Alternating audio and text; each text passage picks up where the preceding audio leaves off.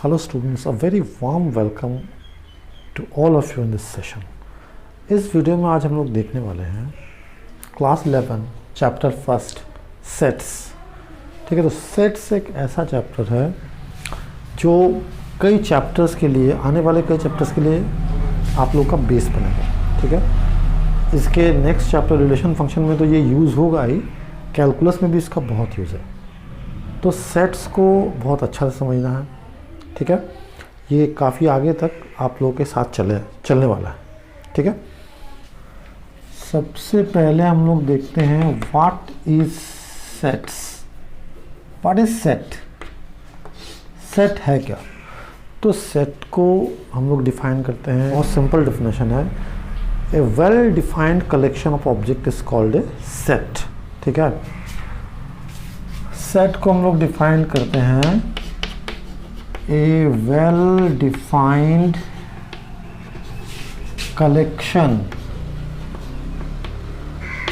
of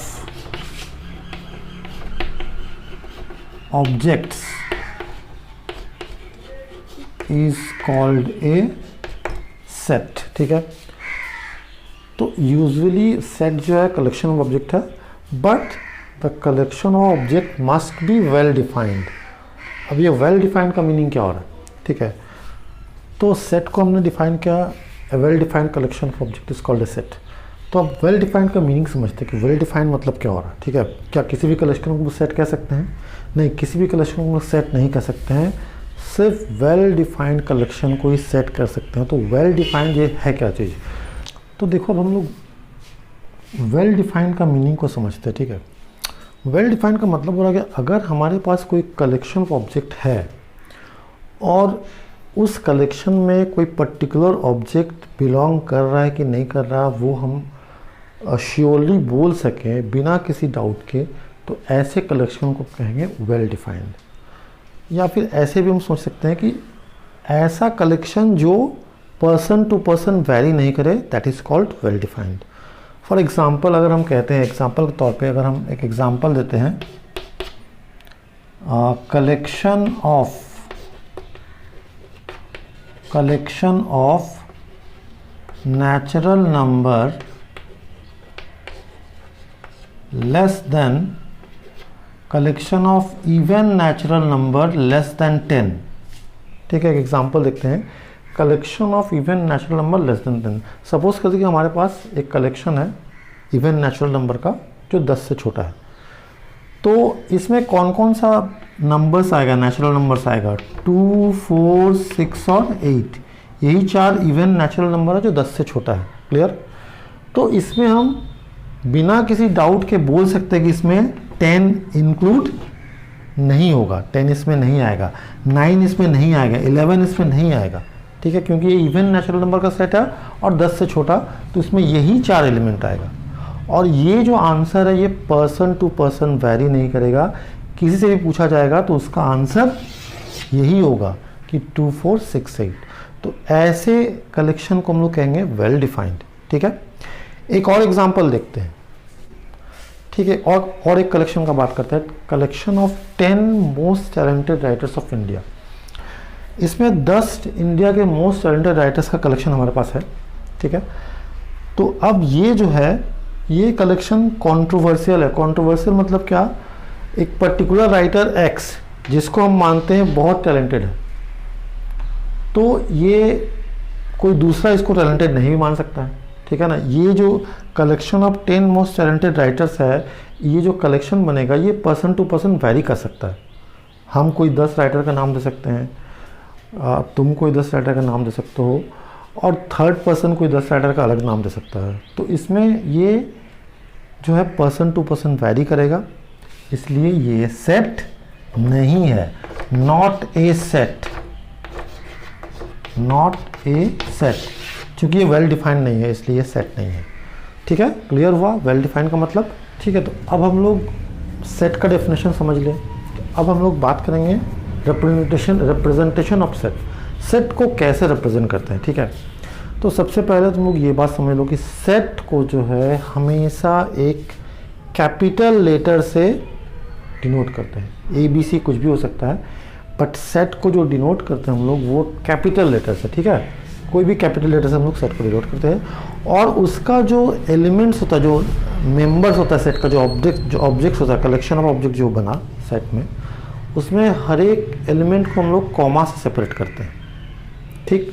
for example मैंने जो पहले एग्जांपल में जो बात किया था, collection of all even number less than 10, अगर हम इसको लिखेंगे सेट के फॉर्म में तो ये ऐसे लिखाएगा कुछ 2 4 6 8, ठीक है। सेट का सबसे पहले एक सेट को जो हम लोग रिप्रेजेंट करते हैं वो कैपिटल लेटर से करते हैं, कोई भी कैपिटल लेटर से सेट को हम लोग डिनोट कर सकते हैं, ठीक है। दूसरी बात, एलिमेंट्स को कॉमा से सेपरेट करते हैं, ये बहुत इंपॉर्टेंट है। सेट का जो एलिमेंट हम लिखेंगे उसको कॉमा से सेपरेट करेंगे और उसको विद इन कर्ली ब्रेसेस के अंदर लिखना है, ठीक है। ये दोनों क्या है, ये दोनों है कर्ली ब्रेसेस, ठीक है, कर्ली ब्रैकेट कह सकते हैं या इसको ब्रेसेस कहते हैं, ठीक है, कर्ली ब्रैकेट या फिर इसी को हम लोग ब्रेसेस भी कहते हैं, क्लियर। और ये सब क्या हो गया, ये सब हो गया, इसको हम लोग क्या कहते हैं, ये सब कहते हैं हम लोग एलिमेंट्स ऑफ सेट या मेंबर ऑफ सेट या फिर ऑब्जेक्ट्स भी कह सकते हैं, ठीक है। तो ये सेट का रिप्रेजेंटेशन हो गया। एक कैपिटल लेटर से सेट को डिनोट करेंगे, कर्ली ब्रेसेस के अंदर एलिमेंट्स को लिखेंगे और एलिमेंट्स को कॉमा से सेपरेट करेंगे, ठीक है, क्लियर हो गया, ठीक है। तो ये तो सेट को हम लोग नॉर्मली रिप्रेजेंट करते हैं, बट सेट को रिप्रेजेंट करने का दो तरीका है, ठीक। यूजुअली सेट्स को जो रिप्रेजेंट करते हैं हम लोग, रिप्रेजेंट करने का दो मेथड है, ठीक है। एक हो गया रोस्टर या टेबुलर फॉर्म और दूसरा हो गया सेट बिल्डर फॉर्म। तो एक एक करके हम लोग समझते हैं कि रोस्टर फॉर्म क्या है, ठीक है। सबसे पहले रोस्टर फॉर्म को देखते हैं। रोस्टर फॉर्म में हम लोग एक्चुअली सेट्स का जो एलिमेंट है उसको लिस्ट करते हैं, ठीक है। फॉर एग्जांपल देखो, set of all natural number less than 10, set of all natural number less than 10 को हमको रोस्टर फॉर्म में अगर लिखना है तो हम लोग कैसे लिखेंगे, हम लोग इसका एक चीज क्या हो जाएगा, a इक्वल्स टू 10 से छोटा सभी नेचुरल नंबर, ऐसे करके 9 तक लिखेंगे क्योंकि 10 से छोटा बोला है। तो 1 से लेके 9 तक सारा एलिमेंट आ जाएगा, 1 2 3 4, जो कि कंटिन्यू प्रोसेस चल रहा है, 5 6 7 8 9, तो इसको हम लोग नहीं लिख के डॉट से रिप्रेजेंट किया, ठीक है ना। तो ये हो गया रोस्टर फॉर्म, एलिमेंट्स को एक्चुअली लिखें। एक और एग्जांपल देखो, set of the letters of the word, letters of the word again,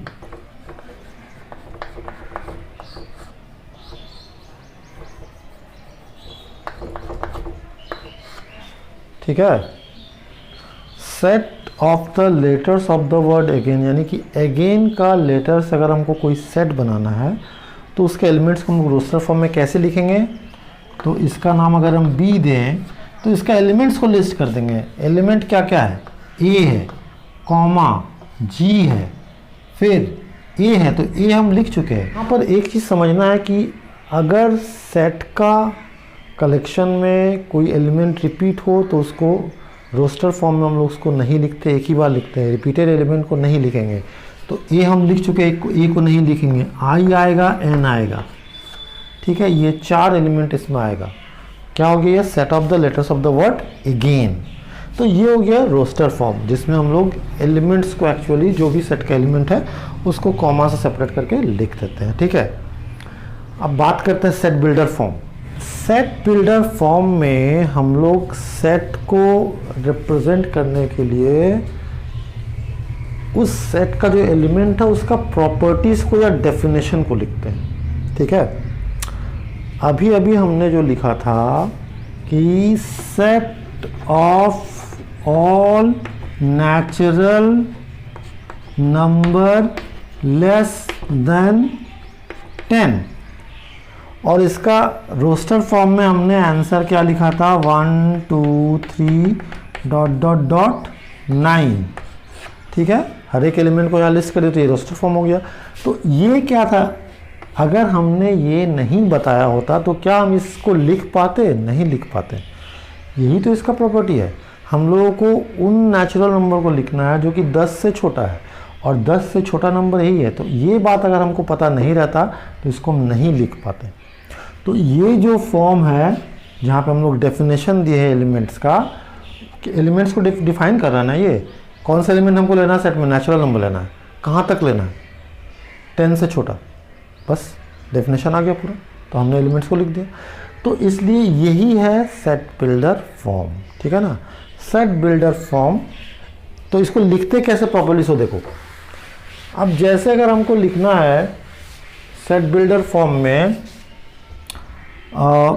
हमको इस चीज को लिखना है, set of all natural number less than 10। ठीक है, ये तो ठीक है, बात हो गया, लेकिन जब हम लोग मैथमेटिकली लिखेंगे तो इस तरह से नहीं लिखेंगे। हम लोग क्या लिखेंगे, हम लोग लिखेंगे कैसे, देखो ध्यान से। तो सेट हम लोग मान लिया, इस सेट का नाम हम ए दिए, ठीक है।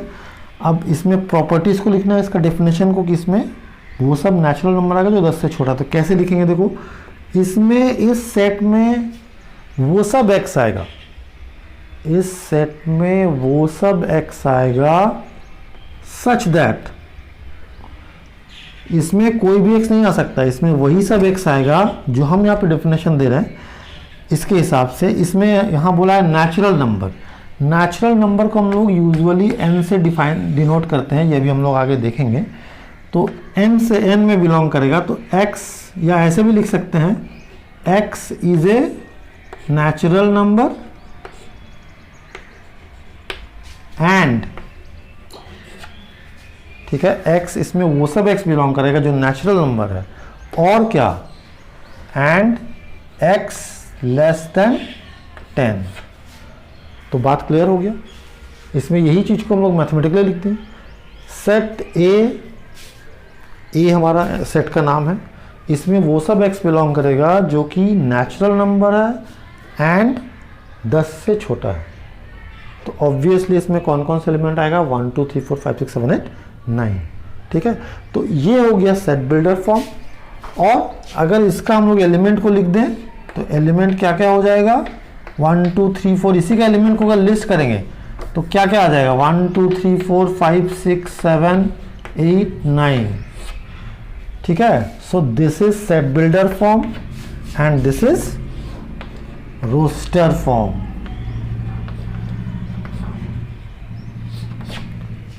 समझ में आ गया। तो इन दो तरह से हम लोग सेट्स को रिप्रेजेंट करते हैं। तो बच्चों, आगे बढ़ने से पहले हम लोग को थोड़ा सा मैथमेटिकल सेट्स के बारे में जानकारी देना पड़ेगा, क्योंकि हम लोग सेट्स में बार बार लेटर से डिनोट करते हैं सेट्स को। तो कुछ मैथमेटिकल सेट है, स्टैंडर्ड नोटेशन है, तो उनको आगे बढ़ने से पहले हम लोग को समझ लेना जरूरी है कि वो सब सेट्स कौन कौन सा है। ठीक है, तो देखते हैं। जो हमारा मैथमेटिकल सेट में जो नंबर पहला सेट है वो है set of natural number. Set of natural number, ये हम लोग सब कुछ जानते हैं कि नेचुरल नंबर का एक सेट है, और ये वेल डिफाइंड है क्योंकि ये हर एक के लिए नेचुरल नंबर का सेट सेम होगा। ठीक है, तो ये जो नेचुरल नंबर का सेट है इसको हम लोग डिनोट करते हैं कैपिटल N से, इसका स्टैंडर्ड नोटेशन है ये। और इसमें कौन कौन से एलिमेंट आ जाएगा, 1 2 3 4, और ये कंटिन्यू चलेगा। ठीक है ना, ये कंटिन्यू चलता जाएगा अप टू इन्फिनिटी। ठीक है ना, तो ऐसे इसको शो करेंगे। हम लोग को समझना है कि नेचुरल नंबर को डिनोट करेंगे n से। तो आगे जब भी एक्सरसाइज में या कहीं भी प्रॉब्लम में n कैपिटल N आए तो आपको समझ जाना है कि वो सेट ऑफ नेचुरल नंबर को डिनोट कर रहा है। ठीक है, दूसरी चीज, set of integer, set of integer, ठीक है। सेट ऑफ इंटीजर्स में कौन कौन, सेट ऑफ इंटीजर्स को हम लोग जेड से डिनोट करते हैं, ठीक है। और जैसा कि हम जानते हैं कि इंटीजर्स क्या हो गया, इंटीजर्स में पॉजिटिव नेचुरल नंबर भी रहता है, नेगेटिव भी इसका नेगेटिव यानी कि नेगेटिव नेचुरल नंबर रहता है, और जीरो, इसको मिलाने से बनता है सेट ऑफ इंटीजर। ये हो गया set of integer. Set of integer को हम लोग जेड से डिनोट करेंगे, ठीक है, कैपिटल लेटर सेट, ठीक। Set of whole number, set of whole number, whole number को हम लोग W से डिनोट करते हैं। और इसमें कौन कौन सा एलिमेंट आएगा, नेचुरल नंबर के साथ अगर हम जीरो को इंक्लूड कर दें तो होल नंबर का सेट बनता है। इसके बाद है set of rational number, set of rational number. Rational number हम लोग सबको जानते हैं, number of the form p by q और p n q are integers and q not equal to 0 is called rational number. तो rational number को हम लोग कैसे यहाँ पे रिप्रेजेंट करते हैं, रेशनल नंबर को हम लोग रिप्रेजेंट करते हैं लेटर q से, यूजुअली q से रिप्रेजेंट करते हैं, ठीक है, रेशनल नंबर को। एक और सेट ऑफ रियल नंबर, इसको हम लोग रोस्टर फॉर्म में, लेकिन रेशनल नंबर को हम लोग रिप्रेजेंट नहीं कर सकते हैं, और रियल नंबर को हम लोग रोस्टर फॉर्म में रिप्रेजेंट नहीं कर सकते, ठीक है। तो रियल नंबर को हम लोग डिनोट करते हैं कैपिटल लेटर R से, ठीक है। तो ये कुछ मैथमेटिकल सेट है जो हम लोग को आगे बार बार ज़रूरत पड़ेगा, ठीक है। Set of natural number N से डिनोट करेंगे, सेट ऑफ इंटीजर Z से, होल नंबर का सेट को W से, रैशनल नंबर का सेट को Q से, और सेट ऑफ रियल नंबर को R से, ठीक है। एक और बात हम लोग इस वीडियो में करेंगे, वो हो गया बिलोंग्स टू का मीनिंग। तो एक और नोटेशन, इंपॉर्टेंट नोटेशन है बिलोंग्स टू, जो बार बार हम लोग को इस पूरे एक्सरसाइज में हमारे साथ रहेगा। उसके बारे में थोड़ा समझते हैं कि बिलोंग्स टू का मतलब होता क्या है, ठीक है। चलो एग्जांपल समझते हैं। मान लेते हैं कि हमारे पास एक सेट है A, ठीक है, और ये सेट हो गया, कौन सा सेट है, तो ये इंग्लिश अल्फ़ाबेट का भावेल का सेट है, ठीक है, A E I O U, ठीक है। तो इसमें क्या B बिलोंग कर रहा है, B इसमें बिलोंग नहीं कर रहा है। बिलोंग करने का मतलब इसमें मौजूद होना, ठीक है। डज नॉट बिलोंग टू मतलब मौजूद नहीं है, सिंपल लैंग्वेज में ये हो गया। बट मैथमेटिकली हम लोग कैसे लिखेंगे, अगर हम ये कहना चाहें कि A इस सेट कैपिटल A में बिलोंग कर रहा है, अगर इसको हम लिखना चाहें तो हम लोग लिखेंगे A, ये हो गया बिलोंग्स टू का साइन। बिलोंग्स टू का साइन हो गया इस तरह से, ऐसे लिख कर एक काट देना, ठीक है ना। ये सिंबल हो गया किसका, बिलोंग्स टू, इसका मतलब हो गया बिलोंग्स टू। और अगर हम इसमें इसको लिख के अगर हम काट दें तो ये डज नॉट बिलोंग्स टू हो जाएगा। अगर हम ऐसे लिखें और इसको काट दें तो इसका मतलब हो गया डज नॉट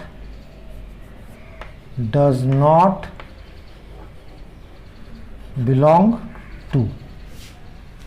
बस में तो अगर हम कहना चाहते हैं कि A इस सेट में है तो इसको हम लोग कैसे लिखेंगे, A बिलोंग्स टू A।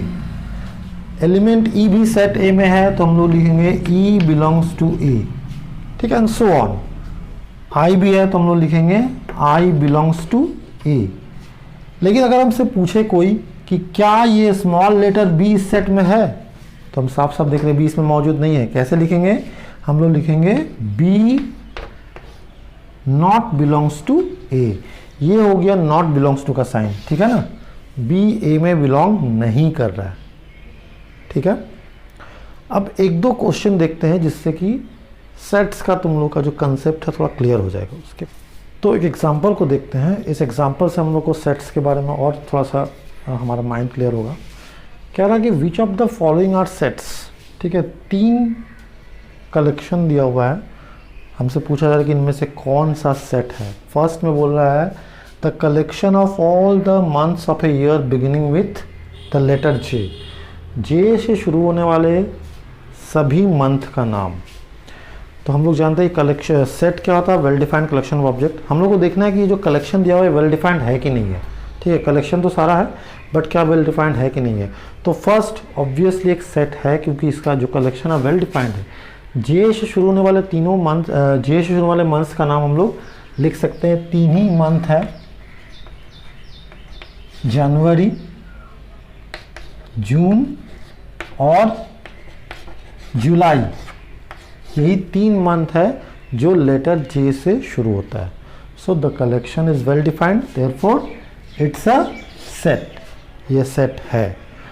आते हैं सेकंड में, a collection of novels written by Munshi Premchand. ठीक है, मुंशी प्रेमचंद का लिखा हुआ सारा नॉवेल का सेट, ऑब्वियसली ये भी वेल डिफाइंड है। हम किसी भी नॉवेल को उठा के डिसाइड कर सकते हैं कि क्या ये मुंशी प्रेमचंद का लिखा हुआ है या नहीं है। अगर है तो वो उस कलेक्शन में आएगा, नहीं है तो नहीं आएगा। यानी कि हम डिसाइड कर सकते हैं कोई ऑब्जेक्ट इसमें बिलोंग कर रहा है कि नहीं। ठीक है, साथ ही ये जो कलेक्शन है ये पर्सन टू पर्सन वैरी नहीं करेगा, हर कोई एक ही आंसर देगा। सो this is well defined collection and hence it's a set. Third में आते हैं, थर्ड में बोला है collection of most dangerous animals of the world. World का मोस्ट डेंजरस एनिमल्स का सेट। तो थोड़ा सा सोचो, क्या ये सेट होगा, क्या ये कलेक्शन, ये जो कलेक्शन है वेल डिफाइंड है। Most dangerous animal person to person vary कर सकता है। कोई एनिमल एक आदमी के लिए बहुत डेंजरस हो सकता है और दूसरे के लिए नहीं भी हो सकता है। तो हम लोग इसमें श्योरली नहीं कह सकते हैं कि कौन सा एनिमल इसमें बिलोंग करेगा और कौन सा नहीं करेगा। इसका जो आंसर है वो पर्सन टू पर्सन वैरी कर सकता है। So this is not a well defined collection and hence it is not a set. ठीक है, तो मुझे लगता है सेट्स का जो बेसिक कंसेप्ट है वो आप लोगों को क्लियर हो गया होगा। ठीक है, नेक्स्ट क्लास में हम लोग क्वेश्चंस को करेंगे।